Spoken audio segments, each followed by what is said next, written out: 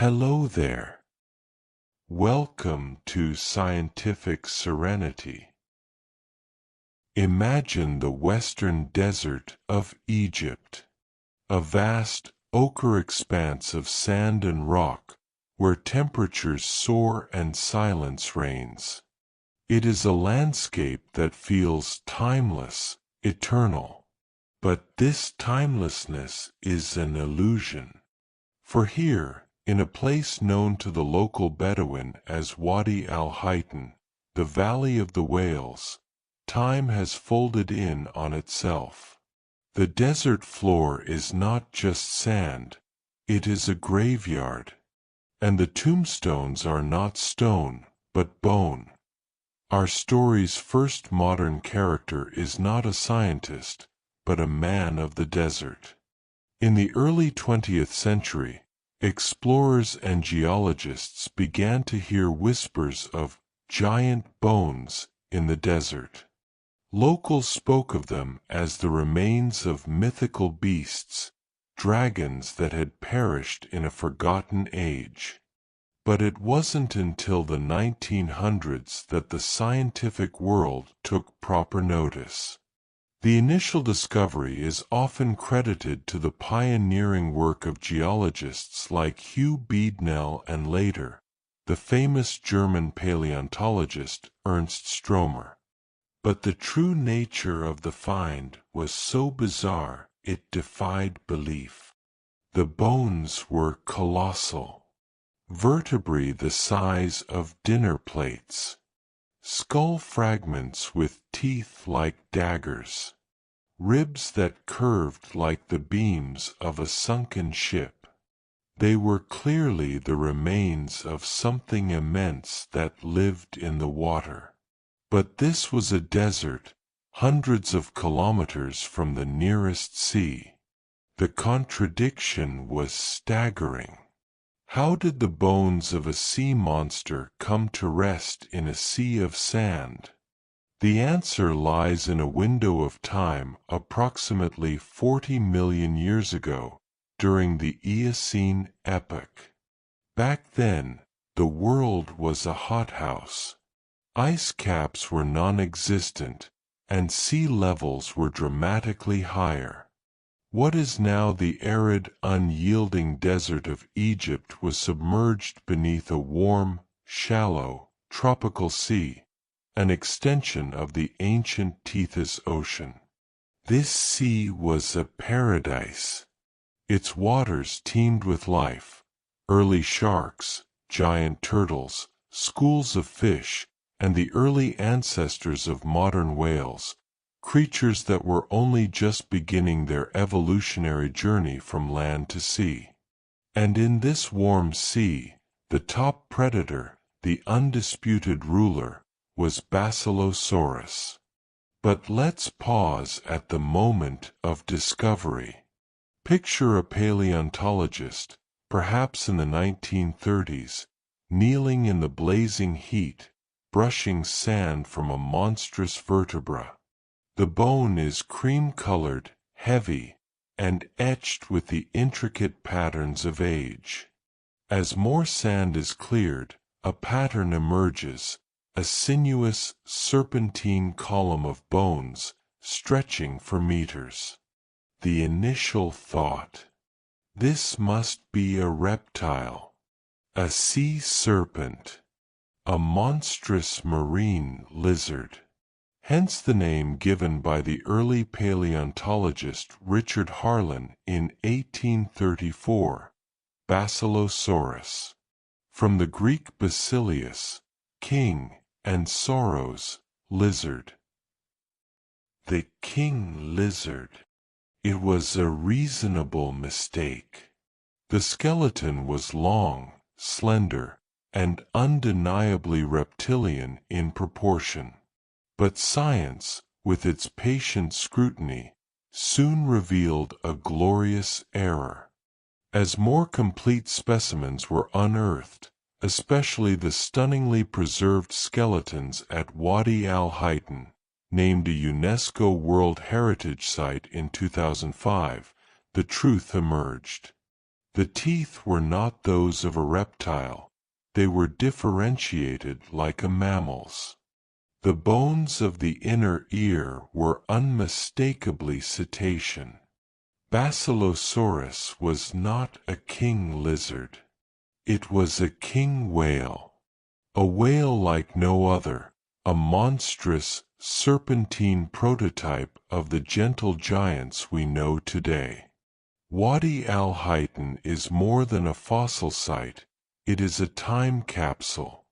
The preservation is so exquisite that we find not just bones, but entire skeletons articulated as they were in life, and even, in some cases, stomach contents that tell us their last meal.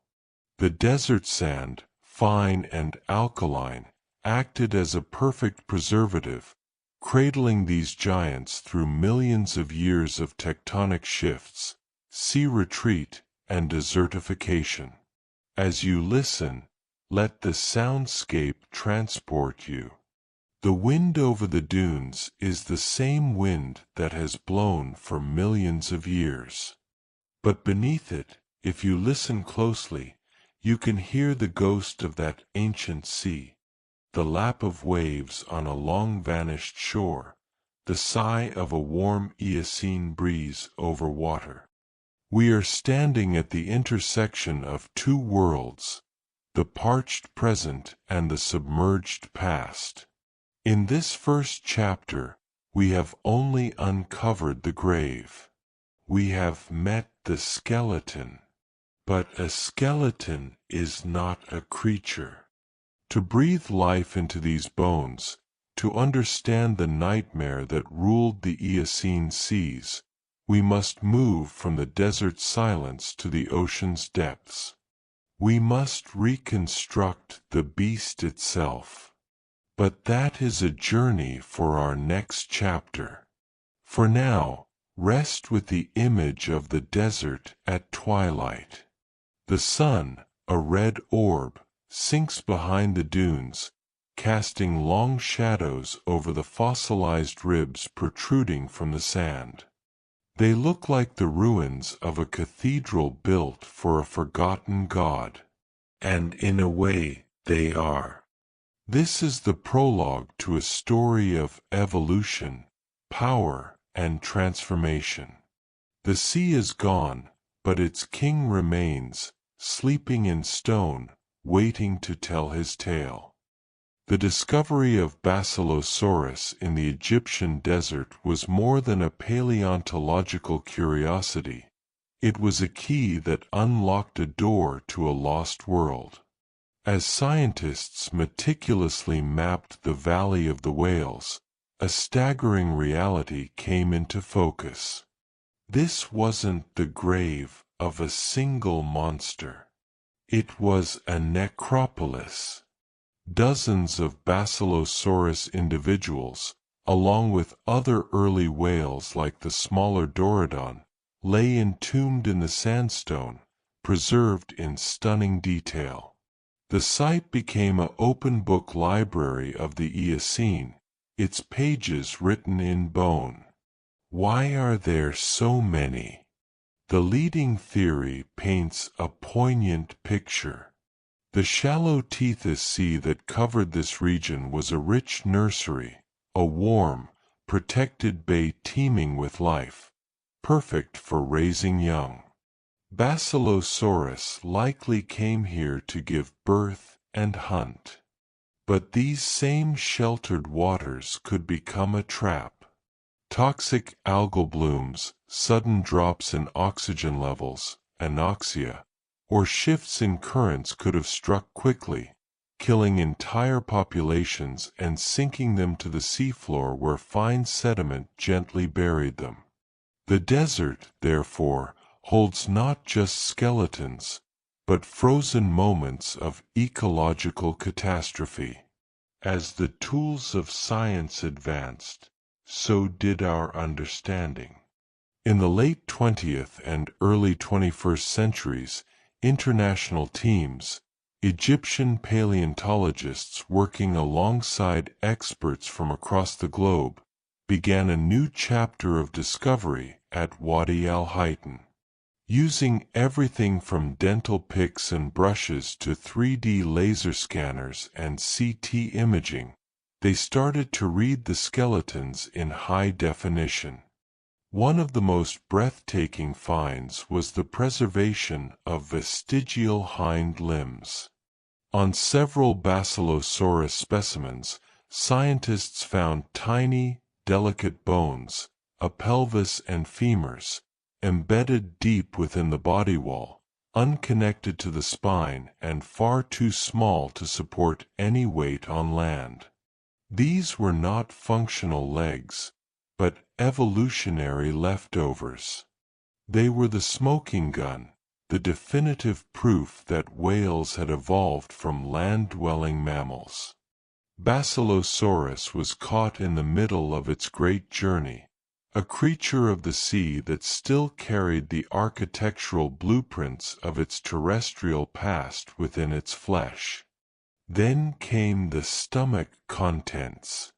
In the abdominal cavity of one Basilosaurus, researchers found the scattered bones of smaller whales, fish, and sharks. This was no gentle filter feeder. This was an apex predator. The king lizard name may have been wrong, but the king part was terrifyingly accurate. The desert also revealed the broader ecosystem. The skeletons of Basilosaurus were not alone. They shared their tomb with the crocodile-like marine reptile Mosasaurus, from an earlier age, reworked into the sediments, giant sea turtles, Caretta, ancient sea cows, Sirenians, and multiple species of sharks. This was a complete, functioning marine community, now flattened and pressed into the rock like a biological pressed flour. Walking through Wadi al-Hitan today, you literally walk on a seafloor that hasn't seen water for 40 million years. The ground is paved with shark teeth, sea urchin spines, and the shells of giant clams. The work of piecing this world together is a form of time travel. Each bone, each tooth, each subtle sediment layer is a clue. By studying the isotopes in the teeth, scientists can infer the creature's diet and even the water temperature it lived in. The wear patterns on the vertebrae tell a story of how it moved, a powerful, undulating swimmer, not a graceful diver like modern whales. The placement of the nostrils, not yet migrated to the top of the head as in modern cetaceans, shows an animal that still had to surface like a seal to breathe. But perhaps the most profound impact of Wadi al-Hitan is how it changed the narrative of whale evolution. For a long time, the transition from land to sea was a frustrating gap in the fossil record, a missing link shrouded in mystery. Basilosaurus and its cousins filled that gap spectacularly. They showed a creature fully adapted to marine life, yet still bearing the unmistakable hallmarks of its ancestry. It is the perfect transitional fossil, a flagship example of evolutionary theory in action. As the sun beats down on the paleontologists' tents in the modern desert, the past feels palpably close. With every brushstroke that clears the sand, the Eocene sea seems to rise again. The wind whipping across the valley sounds like ocean surf. The mirages shimmering on the horizon could be waves. In this place, the boundary between now and then is thin, porous. For you, the listener, imagine the act of discovery. The feel of the sun-baked fossil, still warm from the day. The careful scribing of bone from stone. The moment of revelation when a strange, tiny bone is recognized for what it is. A femur, a leg bone, on a creature 20 meters long that ruled the sea. It is a moment of profound connection across an abyss of time. We have exhumed the king. We have seen his court. We have read the first pages of his story in the stone library of the desert. But to truly understand his reign, we must see him in motion. We must move from the quiet of the grave to the vibrant, dangerous world he dominated. We must rebuild his body, muscle by muscle, tooth by tooth, and set him loose in the ancient Tethys Sea. As our first chapter draws to a close, we leave the desert floor and allow our minds to perform the ultimate act of paleontological magic, reconstruction. The bones of Wadi al-Hitan are not just mineralized relics, they are a scaffold. By understanding their shape, their connections, and the forces they were built to withstand, we can clothe them in muscle, sheath them in skin, and breathe into them the ghost of life. We are about to resurrect Basilosaurus. But this resurrection begins with a correction of a century-old mistake. The name Basilosaurus, king lizard, is a fossil itself, a taxonomic relic preserved in amber. When Sir Richard Owen, the great British anatomist, later correctly identified the creature as a whale, he proposed the more fitting name Zeuglodon, meaning yoked tooth. But the rules of scientific nomenclature are rigid.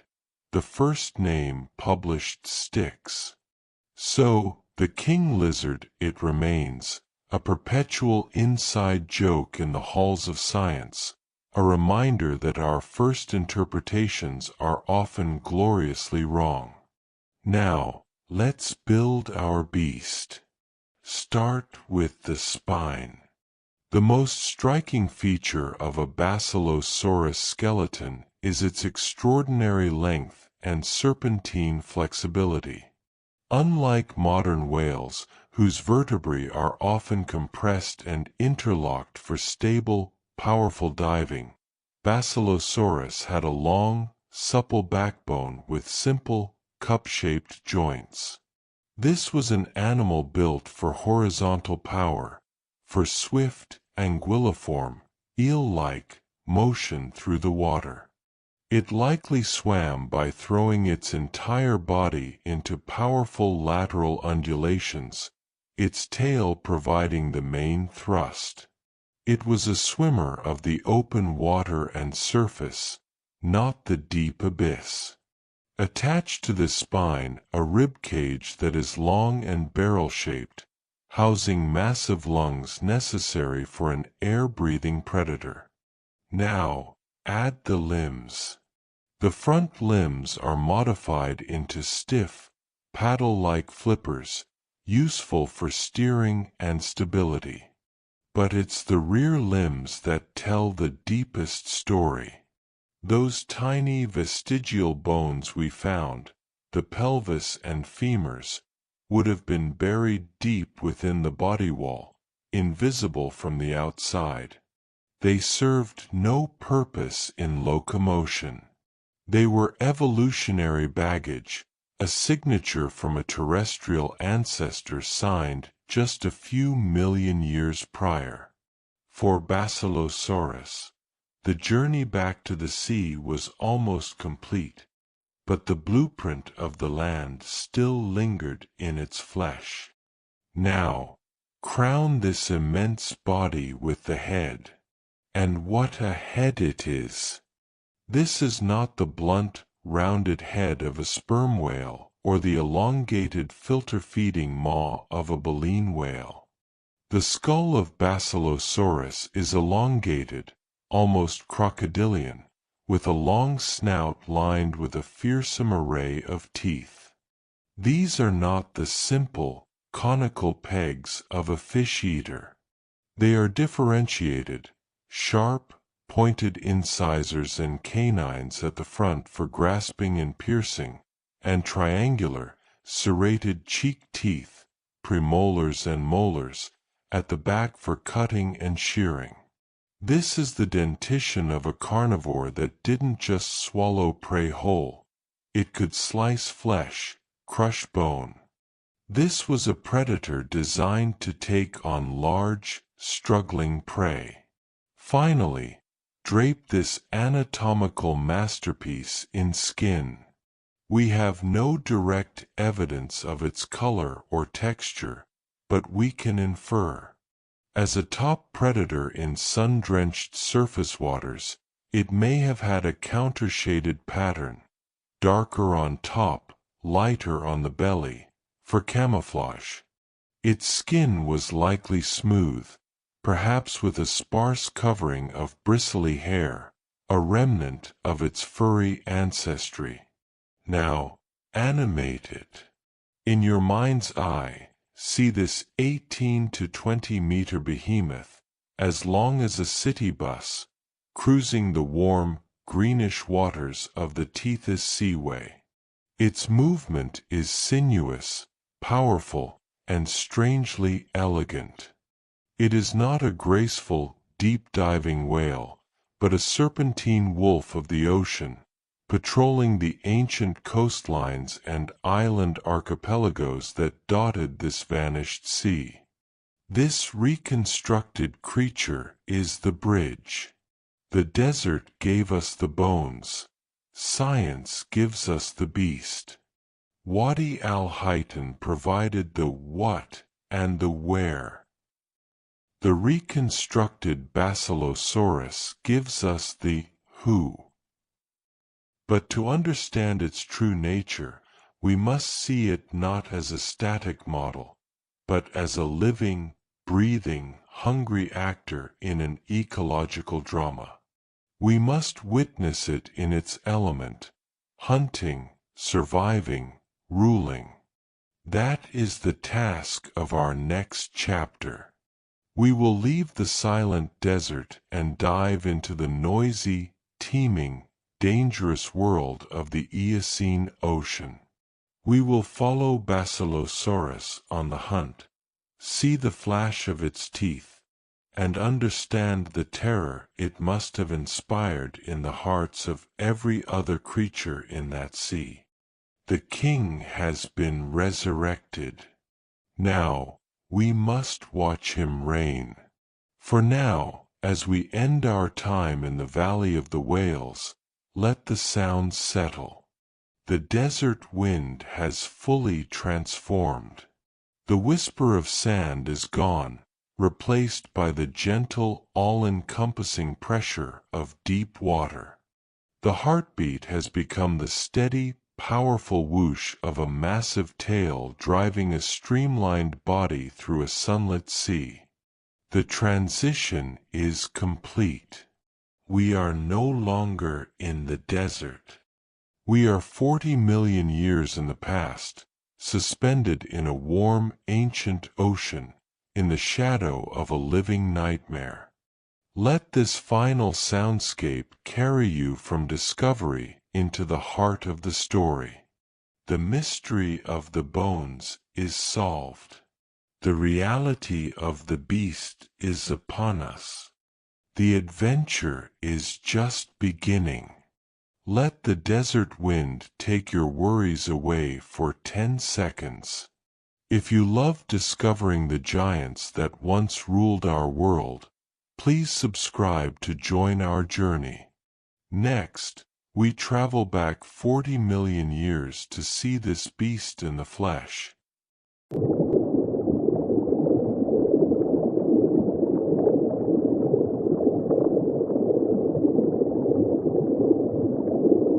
Welcome back to the Eocene Sea.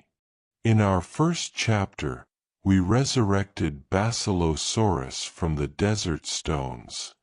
Now, we move in closer. Close enough to see the glint of light on its teeth, to trace the lines of its immense jaw, to understand the engineering of this evolutionary masterpiece. This is not just a story of a whale, it is a story of a machine, a perfectly calibrated hunting machine born from a legacy of landwalkers.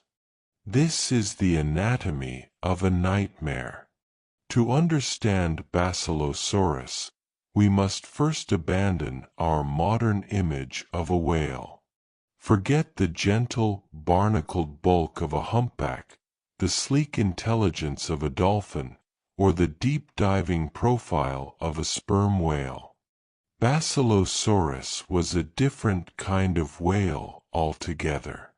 It was the blueprint, the first draft of oceanic supremacy, and its body bore the unmistakable marks of its transitional state, a creature caught between two worlds, excelling in one while still carrying the ghosts of the other.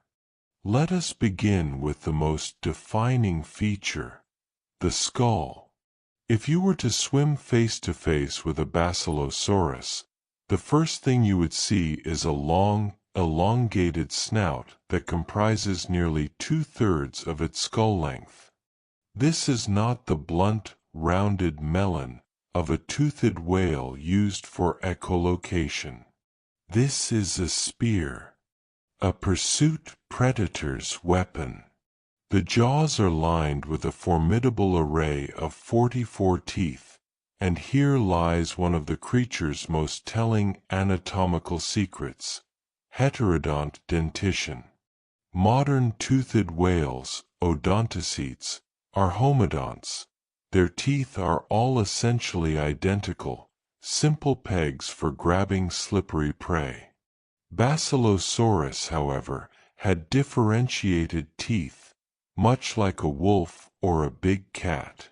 At the front of the snout, long, pointed incisors and dagger-like canines were designed for seizing and impaling prey.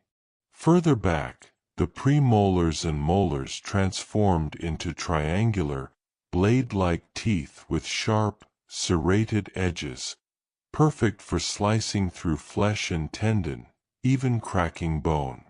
This is the dentition of a carnivore that didn't just swallow fish whole. It could dismember large prey.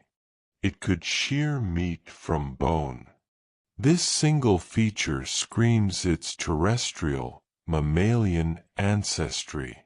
Its ancestors were land predators, and Basilosaurus had not forgotten how to use a knife and fork, so to speak. Now, look at the jaw joint. It is robust, set far back on the skull, allowing for a gape wide enough to engulf sizable prey. The muscles that powered this jaw, the temporalis and masseter, anchored to large crests on the top and sides of the skull, giving it a bite force that could have been devastating. This was a head built for violence, for securing a struggling, large-bodied victim and ensuring it did not escape. But the skull is only the beginning. Attach it to the vertebral column, and you understand how this predator moved. The neck vertebrae are relatively loose, granting some head mobility for striking. But the true wonder is the rest of the spine. Basilosaurus possessed an astonishing number of vertebrae, over 70 in some specimens. Compare that to a modern sperm whale, which has about 50. These vertebrae are long, slender, and with relatively simple ball and socket joints. They are not built for compressive strength for deep diving, but for flexibility. This was an animal built for anguilliform locomotion, swimming like an eel or a sea snake. Imagine the propulsion. Powerful waves of muscular contraction would travel down the length of its body, culminating in a strong lateral sweep of the tail. It wouldn't have the stiff, powerful up-and-down thrust of a modern whale's flukes. Instead, its entire body was the engine. This made it a master of sudden acceleration and turning in the water column, a crucial adaptation for an ambush predator in the complex, shallow sea environments it haunted. It was likely a surface-oriented hunter, its long body riding high in the water, its dorsum possibly breaking the surface as it cruised. As you visualize this, let the soundscape deepen. The sinuous swimming rhythm becomes more pronounced. You can almost hear the muscular contraction, the push against the water, the fluid displacement of a body that is more serpent than whale. Now, consider the limbs. The forelimbs are modified into short, rigid paddles. The elbow and wrist joints are immobile, locked into a hydrofoil shape for steering and stability. They are the rudders of this living submarine. But it is the hind limbs that are the anatomical crown jewel, the smoking gun of evolution.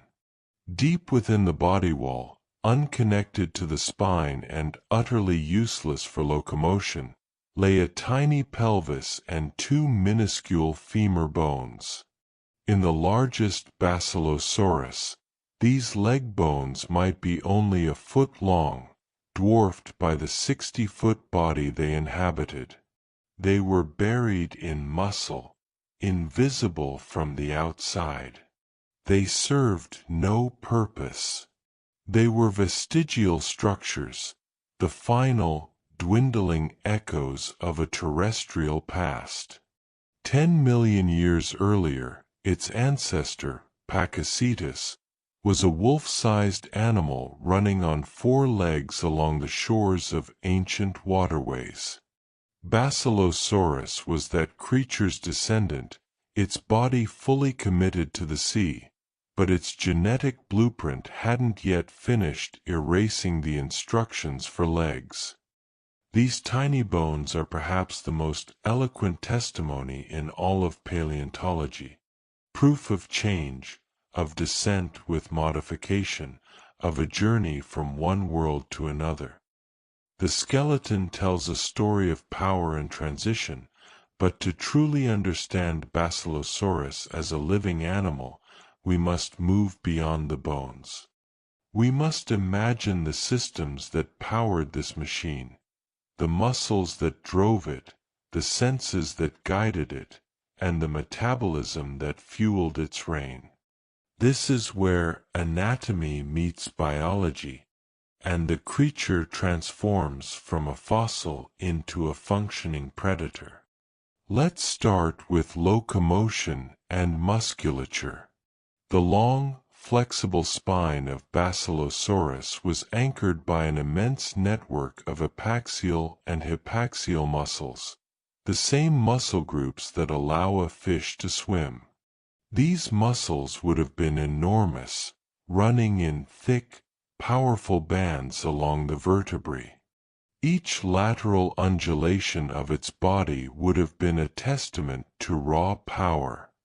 Unlike modern whales, which use their tails for efficient, long-distance travel, Basilosaurus likely relied on bursts of speed. It was not a marathon runner of the oceans, but a sprinter. Its body shape suggests it could execute rapid, tight turns, ideal for pursuing agile prey like early dolphins, Dorodon, or large fish through the complex seascapes of coral reefs and mangrove-like shallows of the Tethys Sea. Now, consider respiration. As a mammal, Basilosaurus had to surface to breathe. The placement of its nostrils is crucial. They were located not on the top of the head like a modern whale's blowhole, but far forward on the snout, closer to the tip. This is a primitive trait. To take a breath, Basilosaurus would have had to raise much of its head out of the water, like a seal or a crocodile. This would have made it a more visible predator, and perhaps limited its ability to make stealthy, surprise attacks from the depths. Its breathing rhythm would have been a punctuated part of its life, a regular, vulnerable ascension to the air-filled world above. What did it use to find its prey? Sensory systems. The eyes of Basilosaurus, inferred from the size and orientation of the orbits in the skull, were likely relatively small and positioned on the sides of the head. This suggests decent peripheral vision to spot movement in the murky water, but not the forward-facing, binocular vision of an apex hunter like a great white shark. It probably relied heavily on other senses. This is where we enter fascinating speculation. Did Basilosaurus have a primitive form of echolocation? The skull shows no evidence of the complex, oil-filled sound-focusing organs, the melon and associated sinuses, found in modern odontocetes. However, the bones of the inner ear are well developed. It likely had excellent underwater hearing, crucial for detecting the splashes and struggles of prey. It may have also been a sensitive chemosensor, able to taste/smell the water for traces of blood or the chemical signatures of other animals, much like a shark. Its long snout could have been used to probe into crevices or muddy seafloors, relying on touch and vibration to locate hiding prey. Then there is the question of thermoregulation. The Eocene seas were warm, but even warm water draws heat from a body. Modern whales are insulated by a thick layer of blubber. Did Basilosaurus have blubber? We have no direct fossil evidence of soft tissue, but its sheer size alone would have provided some degree of gigantothermy, the ability to retain heat due to a large body volume. It may have had a thinner fat layer than modern whales, perhaps supplemented by a still present, albeit sparse, coat of hair, another fading heirloom from its furry ancestors. All these biological systems were powered by a metabolism that had to support an active, predatory lifestyle. The blade-like teeth tell us its diet required processing. It wasn't just gulping down small fish. The hunting of substantial, muscular prey like other marine mammals requires high energy input. Basilosaurus likely had a high metabolic rate for its size, needing to hunt frequently. Its stomach, as we know from fossil contents, was a capable processing chamber for bone and flesh. Now, let's connect the dots into a behavioral picture. This was an animal built for ambush and power, not endurance. It likely patrolled the warm, shallow seas and coastlines, using its flexible body to navigate through underwater forests of seaweed and around protocoral structures. It may have hunted by sight and vibration, cruising slowly before unleashing a sudden, lunging attack, seizing prey in its formidable jaws. Once caught, those serrated cheek teeth would go to work, shearing off manageable chunks of flesh. It was the Eocene equivalent of a giant, swimming crocodile, a semi-ambush predator ruling the littoral zone. Its anatomy also hints at its limitations. The head-forward nostrils and seemingly surface-oriented body plan suggest it was not a deep diver. The ancient abyss, already growing colder and richer with different prey, was not yet its domain. Basilosaurus was the king of the sunlit, coastal waters. Its reign was written in the shallows. As we assemble this biological profile, the soundscape around you should evolve. The fluid swimming sounds are now punctuated by other details. The sudden pressurized whoosh of air being expelled and inhaled at the surface, a regular, vital rhythm. The gentle, clicking creak of the jaw muscles tensing. The low-frequency thrum that might represent a primitive, resonant hearing, listening for the faintest struggle in the distance. We have built the animal system by system. But an anatomy lesson, no matter how detailed, remains a dissection. To see the king in his full terrifying glory, we must witness the machine in operation. We must see it hunt. We have examined Basilosaurus as a biological machine, its skeletal frame, its muscular engine, its sensory suite. But to truly comprehend the awe and terror this creature inspired, we must synthesize these parts into a final, living portrait. We must see it not as a collection of adaptations, but as a gestalt, a singular, dominant force sculpted by 40 million years of evolutionary pressures. This final synthesis reveals not just what Basilosaurus was, but why it was the way it was, and what its form says about the grand narrative of life's journey from land to sea.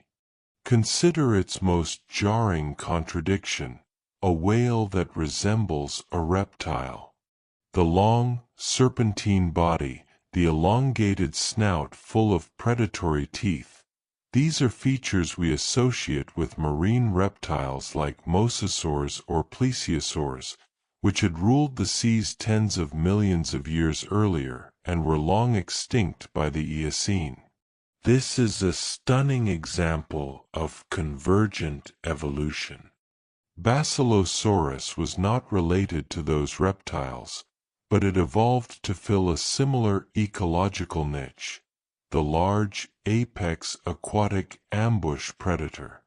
Evolution, faced with the same problem, how to be a top hunter in a marine environment, arrived at a similar solution, a streamlined, elongated body for swift strikes and powerful jaws for grasping large prey. The sea, it seems, has a preferred blueprint for its monsters. But Basilosaurus was not a reptile. It was a mammal. And this is where its anatomy becomes a profound lesson in evolutionary transition.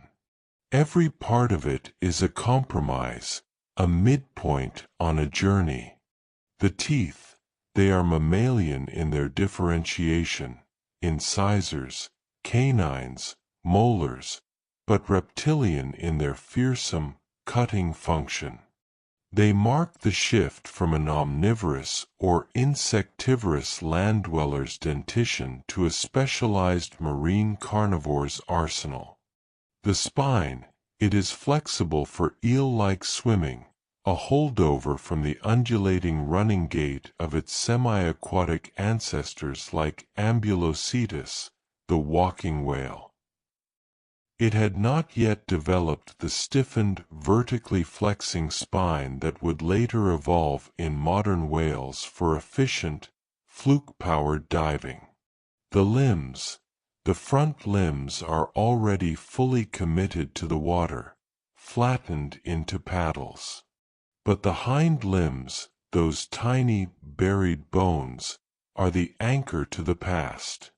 They are the biological equivalent of a save file from an earlier version of the program, not yet completely deleted. They tell us that the transformation was recent, and that evolution works by modifying what is already there, not by designing from scratch. This transitional anatomy made Basilosaurus incredibly successful for its time.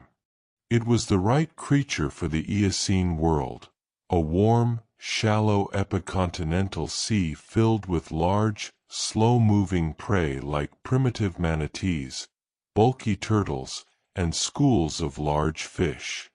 It didn't need to dive deep or migrate across oceans. It was the lord of a specific, abundant realm.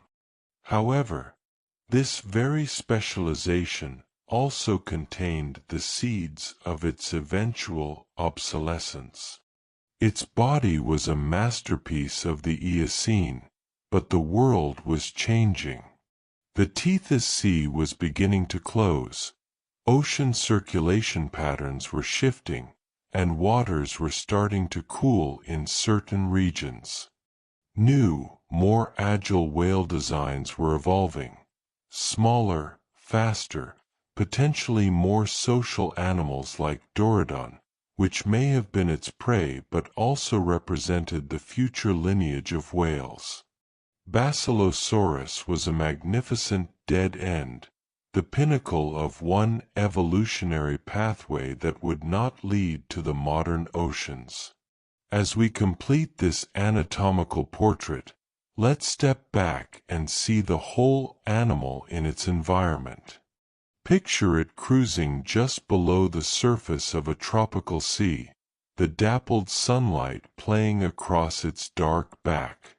Its tiny eye catches movement, a pod of smaller, dolphin-like Dorodons surfacing to breathe. The long body tenses. With a sudden, explosive contraction of its massive flank muscles, it becomes a projectile. It may not be fast over long distances, but in a short lunge, it is devastating. Its jaws swing open, the glint of serrated teeth the last thing its prey sees. The impact is colossal. The hunt is over in a tumult of bubbles and a cloud of blood. This is the image to hold, not a monster, but a supremely effective organism, the product of countless generations of trial and error. Its crocodilian smile was not a mark of cruelty, but of efficiency. Its serpentine body was not grotesque, but elegant in its purpose.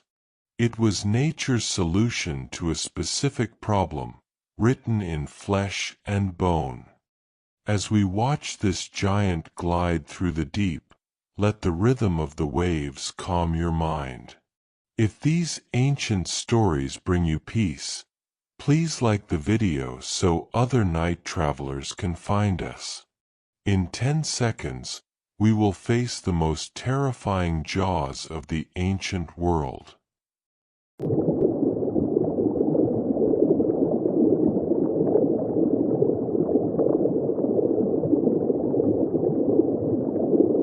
Welcome to the hunting grounds.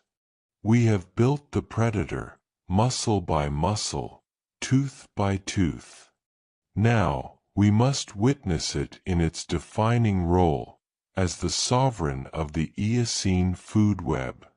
This chapter is not merely about how Basilosaurus ate, but about the ecological theater in which it performed. We will dive into the Tethys Sea at the hour when shadows grow long and the line between hunter and hunted blurs. This is the world of the dark hunter. To understand Basilosaurus as an apex predator, we must first populate its world. The Eocene Tethys was not an empty blue desert. It was a cornucopia of life, a warm, shallow sea crisscrossed by currents rich with nutrients. Its surface shimmered with vast schools of early bony fish. In its midwaters darted the smaller, dolphin-like Dorudon, swift, social, and likely a primary food source. The seafloor was patrolled by enormous, turtle-like arch-elan, slow-moving but formidable. Sharks were abundant, but most were smaller than today's great whites. And there were other, stranger creatures, serpentine sea snakes, giant flightless birds like pangornis that hunted in the water, and the placid, grazing early sea cows, the Sirenians. In this crowded, vibrant ecosystem, Basilosaurus occupied the pinnacle. Its size alone, 18 to 20 meters, made it invulnerable to any other predator. But size was just the foundation of its dominance. Its hunting strategy was a blend of power, patience, and a profound understanding of its domain. Let's consider its likely prey preferences, informed by fossil evidence and anatomy. The stomach contents of Basilosaurus fossils have revealed the bones of smaller cetaceans like Dorudon, large fish, and sharks. This tells us it was a macropredator, targeting other large animals. It was not chasing tiny fish, it was hunting for hearty, energy-rich meals. A single Dorudon, perhaps 4 to 5 meters long, would provide a massive caloric payoff. Why hunt other marine mammals? Efficiency. Warm-blooded prey like Dorudon are nutritionally dense packages of fat and protein. For a warm-blooded giant like Basilosaurus, such a meal could fuel its high metabolism for days. Furthermore, Dorudon were likely social, traveling in pods.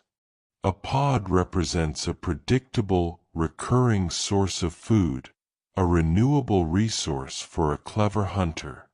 But how did it catch them? Dorudon were likely faster and more agile over distance. Here, Basilosaurus's anatomy suggests its tactics. It was not a pursuit predator in the sense of a cheetah or a tuna, chasing prey over miles. It was an ambush predator or a patient intercept hunter.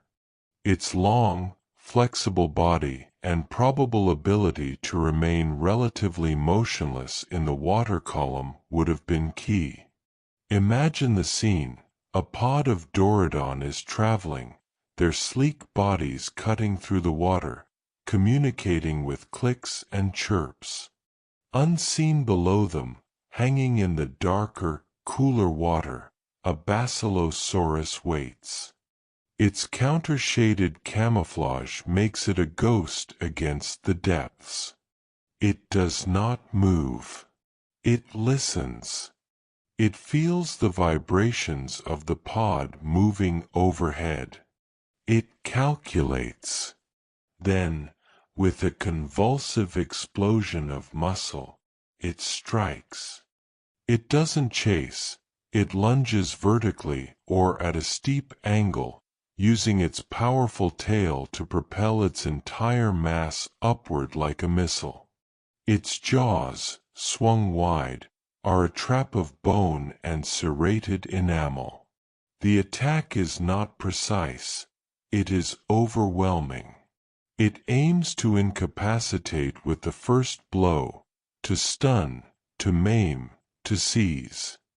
Once caught, those differentiated teeth go to work. The front canines and incisors hold the writhing prey in a vice-like grip. The cheek teeth, with their cutting edges, shear through flesh and bone. Basilosaurus likely did not swallow its prey whole. It would have torn it apart, consuming manageable chunks. The water would cloud with blood, attracting smaller sharks and scavenging fish, a brief, secondary ecosystem blooming around the site of the kill. This hunting method required more than brute force. It required patience, the ability to remain still for long periods, conserving energy. It required timing, to intercept a fast-moving pod. And it may have required a degree of learning, understanding pod behavior, migration routes, the best ambush points near underwater structures or current lines. Its role extended beyond being a simple consumer. As the apex predator, Basilosaurus was a keystone species. Its hunting pressure would have shaped the behavior and evolution of its prey. It may have driven Dorodon to become faster, more vigilant, to develop tighter social bonds for protection. By culling the sick and the slow, it strengthened the gene pools of the species it preyed upon. Its very presence was a force of natural selection, sculpting the Eocene sea. As you sink into this twilight world, let the soundscape paint the picture. The idle hum of the lurking hunter. The distant, cheerful chatter of a Dorodon pod, unaware. The sudden, shocking whoosh of displaced water, a violent turbulence that silences all other sounds for a moment. Then, the aftermath, the frantic, fading struggles, the deep, grinding sounds of consumption, and finally, the return of the deep ocean's hum, now satisfied, as the dark hunter resumes its slow patrol. The solitary, ambush attack is one facet of the hunter's life. But the world of Basilosaurus was three-dimensional and dynamic. To fully grasp its ecological reign, we must expand our view. We must see it not just in a single violent moment, but moving through the tapestry of its world, interacting with other giants, navigating the dangers and opportunities of a changing planet. Consider the landscape of the hunt. The Tethys Sea was not a uniform blue plain. It featured underwater plateaus, deep channels, sprawling mangrove-like coastal forests, and shallow carbonate banks, the precursors to coral reefs. Basilosaurus, with its flexible body, was likely a master of these complex environments. The murky waters of estuaries and coastlines would have provided perfect cover for ambush. It could have used underwater topography to mask its approach, hiding behind rocky outcrops or within stands of marine vegetation before launching an attack. It may have even herded prey against natural barriers, a shoreline, a shallow bank, cornering them before striking. Now, consider its competitors and contemporaries. While Basilosaurus sat at the absolute apex, it shared the waters with other formidable predators. Large sharks like the early mackerel sharks, Otodus, were common. While a healthy, adult Basilosaurus would have little to fear from them, a protracted struggle with prey or a moment of weakness could invite scavenging attacks. There is also evidence of other large macro-predatory whales, like the poorly known Basilosaurus, which may have occupied similar niches, leading to direct and violent competition. The ocean floor held its own dangers, like giant, predatory bony fish or enormous crocodilians in coastal zones. But perhaps the most fascinating dynamic was with its own kin and potential prey, the smaller, more agile Dorudon. Fossils show Dorudon bones in Basilosaurus stomachs, confirming the predator-prey relationship. But was it purely that? Some paleontologists speculate that Basilosaurus may have also scavenged on dead Dorudon, or even engaged in opportunistic cannibalism on weak or young members of its own species. The Eocene seas were a hard world, and survival trumped all loyalties. This brings us to a profound question. Did Basilosaurus hunt alone? There is no direct fossil evidence for pack hunting, like that seen in some modern orcas.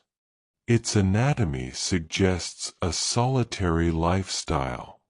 It was a massive, energy-intensive animal that required large amounts of food.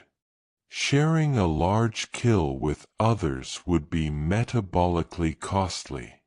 Furthermore, its ambush style is often a solitary strategy. It is most likely that Basilosaurus was a lonely monarch, patrolling a vast territory alone, only coming together with others for brief, tense encounters over carcasses or for mating. Its world was one of immense, silent solitude, punctuated by bursts of brutal violence. Let's also contemplate its sensory world during the hunt. As the sun dipped below the horizon and the Eocene sea plunged into darkness, Basilosaurus did not stop. Its world did not go black. It shifted. Without the advantage of sight, other senses would have heightened. Its hearing, attuned to low-frequency sounds and vibrations, would become its primary guide. The struggle of a fish, the beating heart of a resting turtle, the distant splash of a Dorudon pod surfacing to breathe, all would have painted an acoustic map in its mind. It may have used its long snout to probe the seabed at night, feeling for sleeping or buried prey. The cover of darkness may have been its preferred cloak, making its immense size less conspicuous and its ambushes even more devastating. This round-the-clock predation pressure made Basilosaurus an ever-present specter in the Eocene oceans. For every creature in that sea, from the smallest fish to the largest turtle, the possibility of that serpentine shadow materializing from the gloom was a constant evolutionary pressure. It shaped not just bodies, but behaviors, instilling vigilance, fostering speed, encouraging the safety of numbers. The fear of Basilosaurus was woven into the fabric of the ecosystem itself. As we absorb this broader view, the soundscape around you should deepen and complexify. The lonely hum of the hunter is now set against a richer backdrop, the crack and creak of a reef in the distance, the strange, melodic calls of other marine creatures, the rush of strong currents around underwater pillars. We hear the hunter navigating this world, the fluid swish as it maneuvers through a narrow channel, the soft thud as its belly gently brushes the sandy bottom while stalking in the shallows. It is not just a killer in a void, it is a creature intimately connected to every contour and current of its liquid kingdom. The target is a young Dorudon, slightly separated from its pod. It is healthy, strong, but experience has not yet taught it the precise margin of safety. The Basilosaurus has been shadowing the pod for hours, a silent, dark stain in the deeper water. It has chosen this moment, this individual. The attack is not a frenzied charge. It is a calculated exertion. Massive tail muscles contract in a single, profound pulse. The 20-meter body, previously hanging motionless, becomes a projectile. Water parts with a muffled, booming thud. The Dorodon senses the pressure wave a fraction of a second too late. It begins to turn, to flee. The jaws close. The sound is not a crack, but a deep, wet crunch shudder. The sound of bone meeting bone under immense force, muffled by water and flesh. The serrated cheek teeth find purchase, sliding past hide and blubber to meet vertebrae. The grip is absolute. The Dorodon's world explodes into blinding signal. Pain, pressure, the catastrophic failure of its body's architecture. Its struggle is fierce but brief, a violent flutter that transmits through the hunter's jaws, up its skull, a final testament to life. For the Basilosaurus, this moment is the culmination of energy expended. The violent neural signals from its prey are not pain, they are data, confirmation of a successful capture. It holds fast, allowing the struggles to weaken. Then, with powerful shakes of its head and neck, it begins to work. The blade-like teeth shear. Muscle separates from bone. A cloud of blood and visceral matter blooms into the water, a dark flower in the twilight blue. The hunter feeds. This is not a meal of grace, but of necessity. Great chunks of warm flesh are ripped free and swallowed. The sounds are primal, the deep RIP of connective tissue, the grind of bone being crushed between massive molars, the low gulp of swallowing. It is the sound of biomass being transferred, of energy changing hands, of one life becoming another in the most direct way possible. This is the central, repeated sacrament of the Basilosaurus's existence. It is not evil. It is not noble. It is ecological. It is the mechanism by which this giant converts the productivity of the sea. The fish eaten by the Dorodon, the plants eaten by the fish, into its own majesty.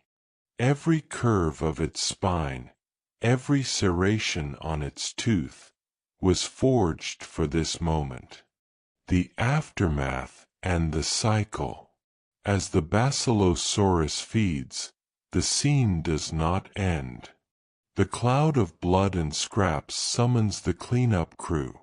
Smaller sharks, large fish, scavenging crabs from the depths. What the giant cannot consume or misses, they will. Nothing is wasted. The death of the Dorodon feeds dozens of other creatures.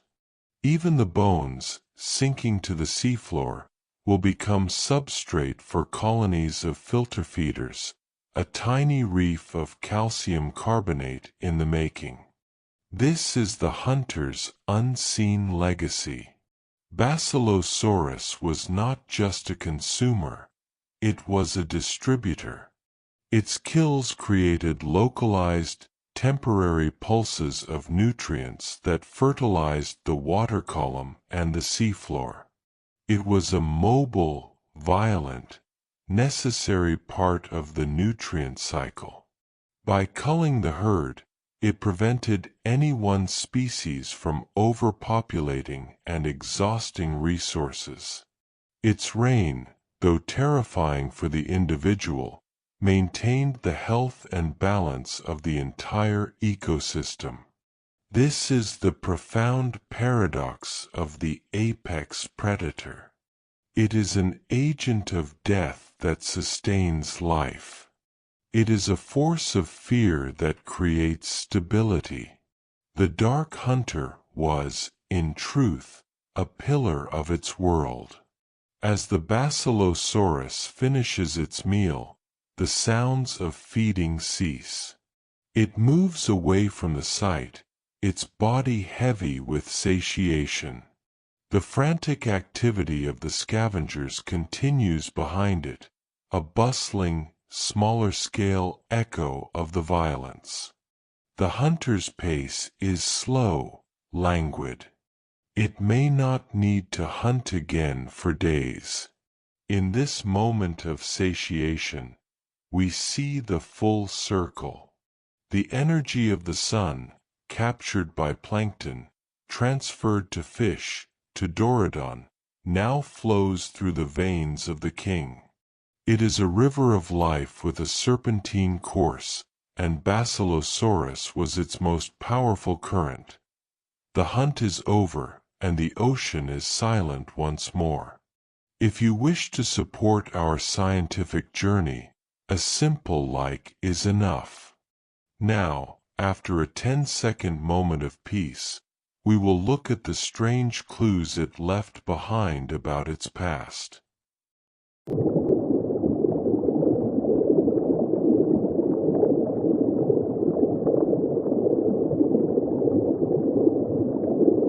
We have seen the hunter in its prime, powerful, fearsome, the undisputed ruler of its realm. But within that magnificent, serpentine body, hidden from view and from the casual observer, lay a secret. A quiet, shrinking piece of evidence that told a story far grander than any single hunt. This chapter is not about the power of Basilosaurus, but about its past. It is about the legacy it carried within its very flesh, a legacy of another world, another body, another way of life. This is the story of the lost legs. To find the beginning of this story, we must leave the warm Eocene seas and travel further back in time, to the hot, humid coastlines of the early Eocene and late Paleocene, some 10 to 15 million years before Basilosaurus. Here, we meet its ancestors. They did not look like kings of the deep. They looked like wolves. Picture Pakicetus, a creature the size of a large dog, prowling the muddy shores of ancient rivers and estuaries in what is now Pakistan. It had 4 sturdy legs, a long tail, and a skull that already showed the elongated snout that would become a whale trademark. It was a carnivore, likely hunting fish and small animals in and around the water. Its ears had special adaptations for hearing underwater, a clear sign that its life was already tied to the aquatic realm. But it walked on land. It was, in every sense, a land mammal dipping its toes into a new frontier.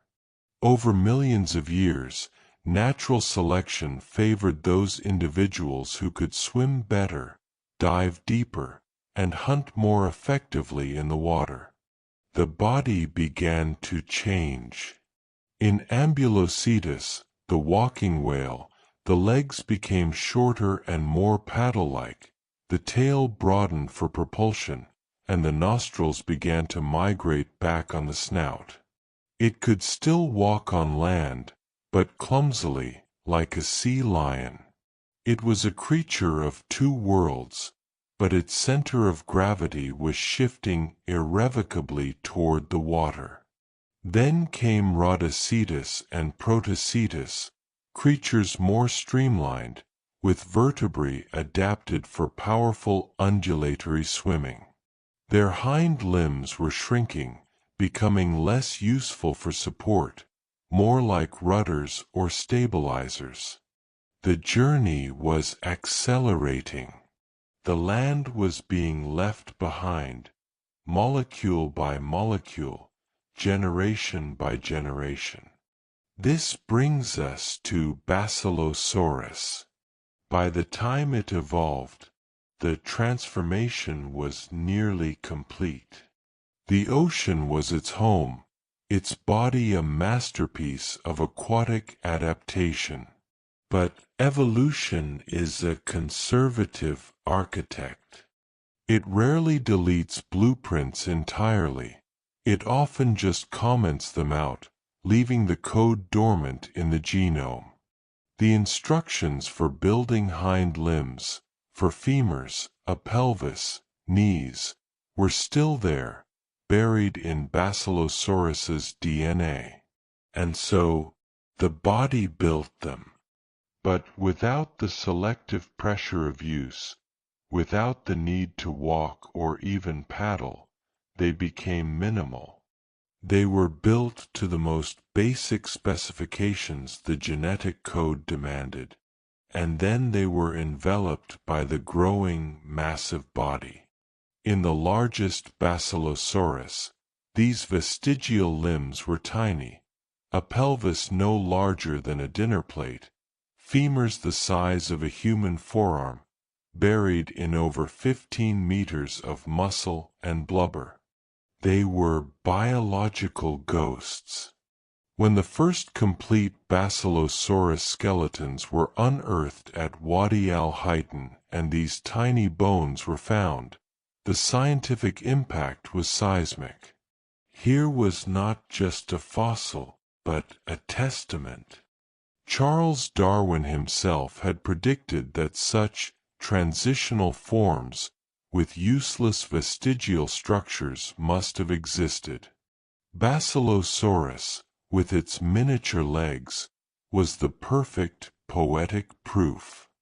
It was a creature that shouted its evolutionary history to anyone who knew how to look. These lost legs tell us several profound things. Evolution is real and documented. This was not a guess. It was physical evidence of descent with modification. Change is gradual. Whales did not leap into the water fully formed. They inched in, over epochs. The past is always present. Every living thing carries the echoes of its ancestry in its form. For Basilosaurus, these legs were meaningless. They served no purpose. They were neither a handicap nor an advantage. They were simply neutral baggage, the last pieces of terrestrial luggage on a one-way trip to a marine life. They connected the terrifying sea monster to a humble, wolf-like creature trotting along a muddy bank, a connection more incredible than any myth. As you contemplate this deep lineage, let the soundscape shift. The melancholic music fades, replaced by the sounds of a different environment. We hear the squelch of mud, the lap of fresh water at a riverbank, the buzz of insects, and the heavy, four-footed tread of a creature moving between water and land.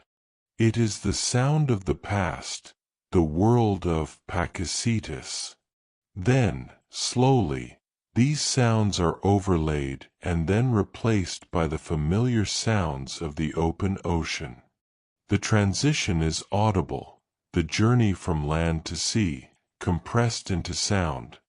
The vestigial limbs of Basilosaurus are more than a curious footnote. They are a Rosetta Stone for understanding one of evolution's greatest sagas. To decipher their full meaning, we must move from anatomy to genetics, from fossilized bone to the living code that built it. The story of these lost legs is, at its heart, a story of instructions being rewritten, of genetic switches being flipped off, and of a body gradually forgetting how to be something it no longer needed to be. Within every cell of Basilosaurus, nested in its DNA, were the ancient Hox genes and other regulatory sequences, the master architects of body planning. These genes are incredibly conservative. They are shared across vast swathes of the animal kingdom. The same genes that tell a mouse embryo where to sprout legs tell a whale embryo the same. In Basilosaurus, these genetic commands to build hind limbs were still being issued. But something had changed downstream. Over millions of years, mutations had accumulated in the genes responsible for limb development and growth. Perhaps the signals to grow long bones were weakened. Perhaps the cellular scaffolding that guides limb formation degraded. The result was that the instructions, while still present, were executed with diminishing fidelity and vigor. The body went through the motions, laying down a miniature pelvis, stunted femurs, but the full, robust architecture of a functional leg never materialized. It was a sketch where once there was a blueprint. This process is called vestigialization. It is not an active deletion, but a passive fading. Think of a path through a forest that is no longer used. First, grass grows at the edges. Then saplings take root. Over years, the path becomes faint, then indistinguishable from the surrounding woods. The land hasn't changed, but the trail is gone. So it was with the legs of Basilosaurus. The genetic path for building them was slowly being reclaimed by the evolutionary forest. These tiny limbs also offer a silent rebuttal to a timeless question. If whales came from land animals, where are the missing links? Basilosaurus is not a missing link. It is a found link. Its legs are not intermediate in function, they are useless, but they are intermediate in form. They represent the endpoint of a limb reduction process that began with Pakicetus's full legs and ended with the complete absence of external hind limbs in modern whales. In the continuum of whale evolution, Basilosaurus sits at the point where the external limb vanishes, while the internal genetic and anatomical ghost lingers. This has profound implications for how we see Basilosaurus itself. This creature, for all its terrifying power, was unfinished. It was a work in progress. Evolution had crafted a supremely effective aquatic predator, but it had not yet finished editing out the last lines of its terrestrial past. The king of the Eocene seas was, in a genetic sense, still carrying a faded passport from a country it would never visit again. Let's also consider what these legs meant for its daily life and behavior. They were not just hidden, they were isolated. They had no connection to the nervous system for fine motor control, no major blood vessels for powerful muscles. They were bony islands adrift in a sea of flesh. Did they cause it discomfort? Almost certainly not. They were as sensationless as an appendix. But their presence might have had a subtle biomechanical effect, perhaps as minor, internal anchors for some muscles of the torso or reproductive system, a last, repurposed function for a structure on its way out. For the paleontologist, Finding these bones is a moment of pure revelation. In the field, under the desert sun, brushing away sand from the massive ribs and vertebrae, to suddenly uncover these delicate, incongruously small bones is to touch the mechanism of evolution itself. It is to have a conversation across 40 million years, where the fossil says, "I came from somewhere else. Let me show you." As we sit with this idea, the soundscape should reflect this deep genetic memory. The blended sounds of land and sea from before now resolve into something new. We hear the deep, rhythmic pulse of a cellular process, a slow, resonant thump-thump like a vastly slowed-down heartbeat, representing the timeless rhythm of genetic inheritance. Interwoven with the ocean sounds, we hear faint, ethereal echoes, the ghostly sounds of running footsteps, of weight on earth, playing at the very edge of perception. They are the sonic echoes of the genetic memory carried in those lost legs. The tale of the lost legs does not end with Basilosaurus. It is a thread that continues, weaving forward in time to the whales of today, and inward into the very meaning of our own existence. To hold a fossilized Basilosaurus femur, small enough to cradle in your hands, is to hold a key that unlocks multiple doors, to the past, to the process of life, and to a humbling perspective on our place in nature's story.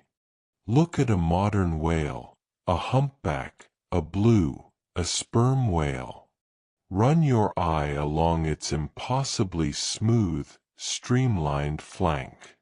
There is no hint of a hind limb, not even a bulge. But delve inside, into its anatomy, and the ghost remains. Many modern whales still possess vestigial pelvic bones, often no larger than a human hand, disconnected from the spine and floating in muscle.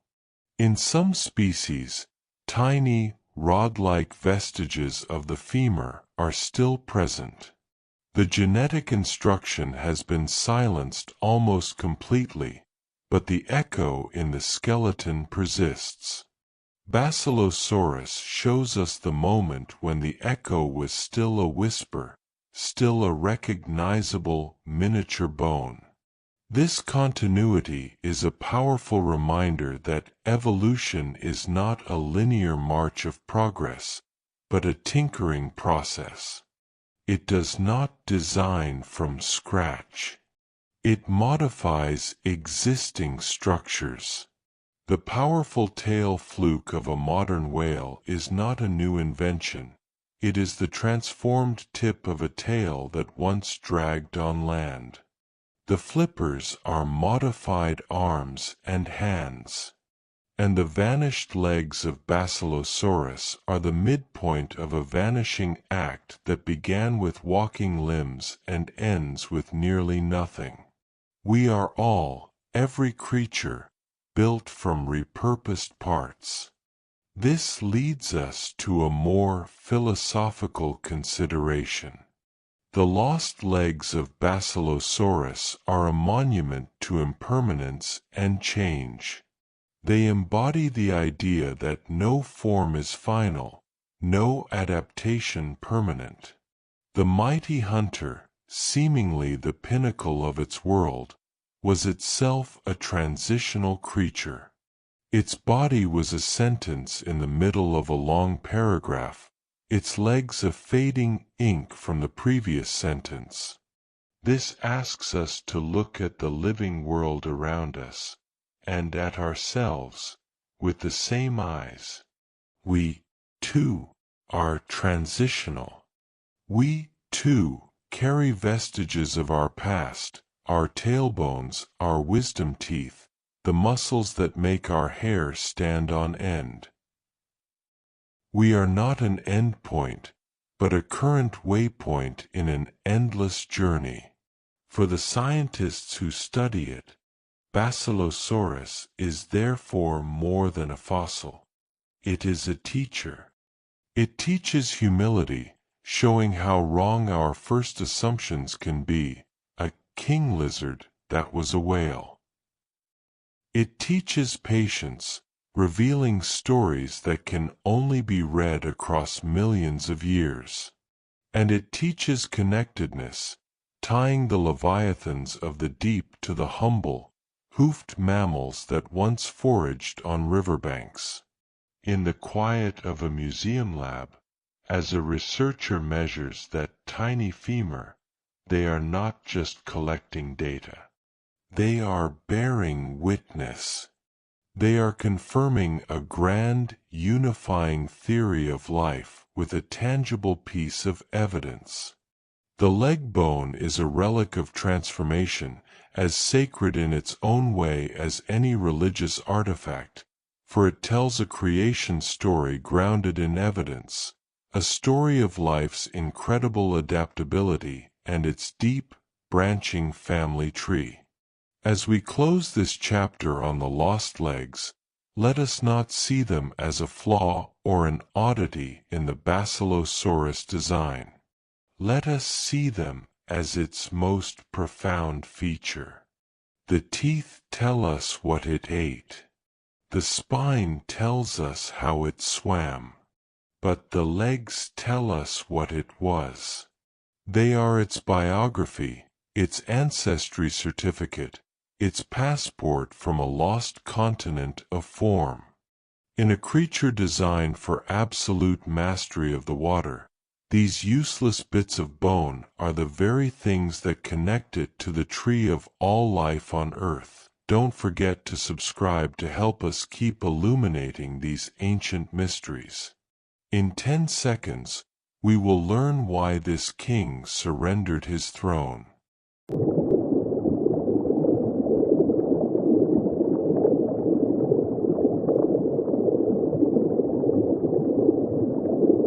Every reign, no matter how absolute, meets its twilight. For 10 million years, Basilosaurus was the undisputed monarch of the warm-teethed sea. Its form was the pinnacle of a specific evolutionary path, a perfect predator for a specific world. But worlds change. This final chapter is not a story of violent overthrow, but of a gentle, inexorable fading. It is the story of how an age of giants ended, not with a cataclysm, but with a cooling of the waters and a turning of the evolutionary tide. This is the quiet end of a kingdom. To understand the fall, we must first appreciate the delicate balance of its golden age. The Eocene climate was a hothouse world. Lush forests grew at the poles, and global temperatures were several degrees warmer than today. The Tethys Sea, a vast, shallow tropical ocean, was the perfect cradle for Basilosaurus. Its warmth meant minimal energy loss for a large, warm-blooded predator. Its shallowness meant abundant sunlight, fueling immense plankton blooms that supported a rich food web of fish, sharks, and the smaller whales that were its prey. It was a stable, predictable, energy-rich buffet. But around 34 million years ago, as the Eocene gave way to the Oligocene, the Earth began to cool. The causes were complex and interconnected: a drop in atmospheric carbon dioxide, the tectonic closing of the Tethys Seaway, which altered ocean currents, and the opening of the Drake Passage around Antarctica, which unleashed a circumpolar current that isolated and froze the southern continent. Ice caps began to form for the first time in hundreds of millions of years. For the global ocean, This meant a profound shift. The once uniform warm waters began to develop thermal gradients. Cold, nutrient-rich water upwelled in new regions. Ocean circulation became stronger, more dynamic. The simple, warm, stable paradise of the Tethys began to fragment and change. For a creature like Basilosaurus, exquisitely adapted to the Old World, these changes posed silent, insurmountable challenges. First, the thermal stress. As its home waters cooled, maintaining its enormous, warm-blooded body would have required more energy, more food. But the second change impacted the food itself. The new oceanographic regime favored different ecosystems. The rich, shallow water habitats it relied upon may have shrunk. The prey base might have shifted or become less abundant. Perhaps more importantly, the cooling oceans and new currents opened ecological doors for new kinds of whales. The evolutionary innovations that had been brewing in the background now came to the fore. These were the ancestors of modern cetaceans, the Neoceti, comprising the odontocetes, toothed whales, and mysticetes, baleen whales. They were different in fundamental ways.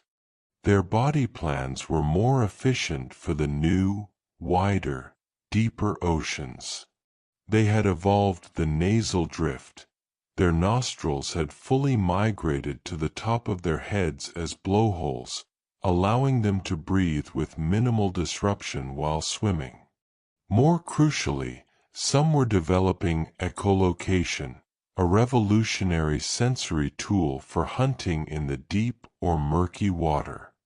Others were pioneering bulk filter feeding with baleen, allowing them to harvest the immense swarms of small krill and copepods that thrived in the cold, nutrient-rich waters. They were the future. Basilosaurus, by contrast, was a relic of the past. Its forward-facing nostrils required it to lift its head to breathe.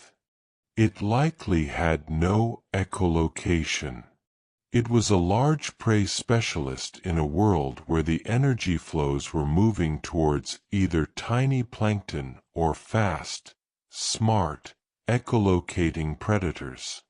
Its magnificent, serpentine body, perfect for ambush in warm shallows, was not the optimal design for long-distance travel in a cooling, more open ocean, or for diving deep into the new, rich cold water zones. It was not hunted to extinction. There was no asteroid. Its end was ecological obsolescence. The rules of the game changed, and Basilosaurus was still playing by the old rules. Its kingdom didn't fall, it simply evaporated around it, leaving it a king without a realm. As you absorb this slow-motion transition, let the soundscape reflect it. The healthy, vibrant sounds of the Eocene sea begin to alter.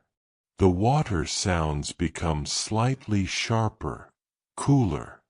The familiar warm-blooded breaths of Basilosaurus at the surface are joined by new, strange sounds, the high-frequency clicks and whistles of early echolocating whales in the distance, the massive, filtering gulp of a primitive baleen whale. They are the sounds of the incoming tide of a new age. The decline of Basilosaurus was not a single event, but a gradual dimming across hundreds of thousands, perhaps millions of years, a slow fading from the fossil record. To envision this, we must follow not just the species, but the individuals at the end of the line. Their lives became subtly, then profoundly, more difficult. Picture one of the last Basilosaurus. It is an old male, his hide scarred from decades of combat and hunting. He patrols a coastline that is growing unfamiliar. The water is cooler than it was in his youth.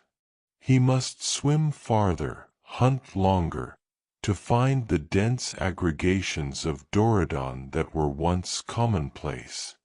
The Dorudon themselves are changing, perhaps becoming rarer or smarter, or shifting their ranges to follow the retreating warmth. His hunting grounds are encroached upon by new shapes. Sleeker, smaller whales with bulging foreheads, the early melon for echolocation, move through the water with a confident, buzzing energy. They hunt in coordinated groups, using sound to locate schools of fish in the dark or in turbid water, a method he cannot comprehend. They are efficient, and they are thriving on a different part of the food web. He is a solitary giant in a world that is increasingly favoring sociality and specialized technology. His strength, once overwhelming, is now a liability. His immense body requires constant fuel, but the old, easy calories are gone. He expends more energy to find less food. It is a cruel, slow arithmetic of starvation. Perhaps he turns to scavenging. He might follow the new, giant filter feeders, hoping to steal scraps or prey on the weak among them. But this is not a sustainable strategy for a king. It is the act of a dethroned monarch picking through the scraps of a new regime's feast. Meanwhile, the physical world continues to transform. The great Tethys Seaway, his ancestral highway, is pinching shut as Africa drifts northward into Eurasia. The warm, enclosed sea is fragmenting into smaller, isolated basins. Some of these basins begin to stagnate, becoming toxic. Others cool rapidly. The map of his world is being rewritten, and there are fewer and fewer places marked sanctuary. This is the essence of a background extinction, not the dramatic, multi-species die-off of a mass extinction, but the quiet expiration of a lineage that can no longer keep pace with a changing environment.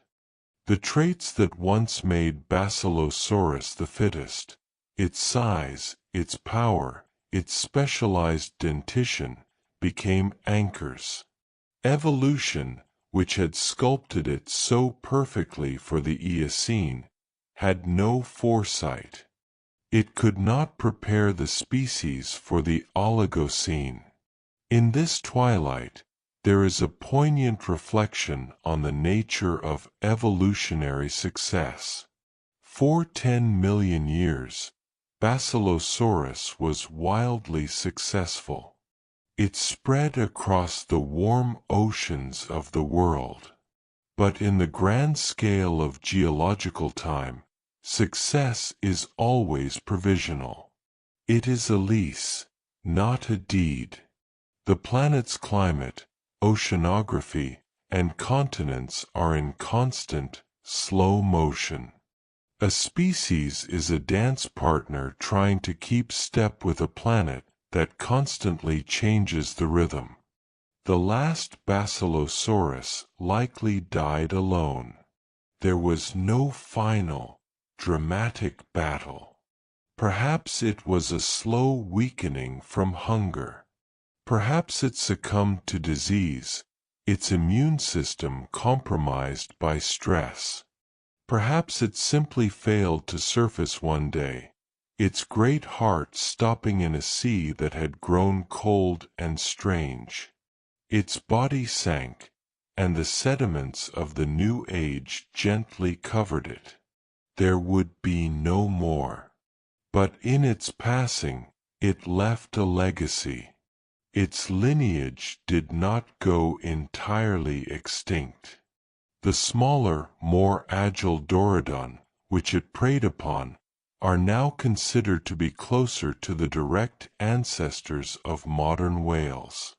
In a twist of evolutionary irony, the prey outlasted the predator.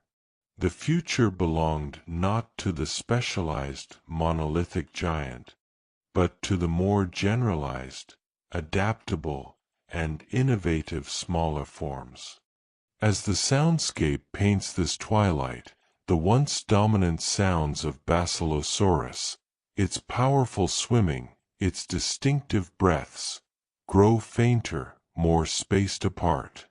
They are increasingly drowned out by the new chorus of the Oligocene, the complex, clicking symphonies of echolocating dolphins, the deep, resonant moans of filtering giants, the rush of stronger, colder currents.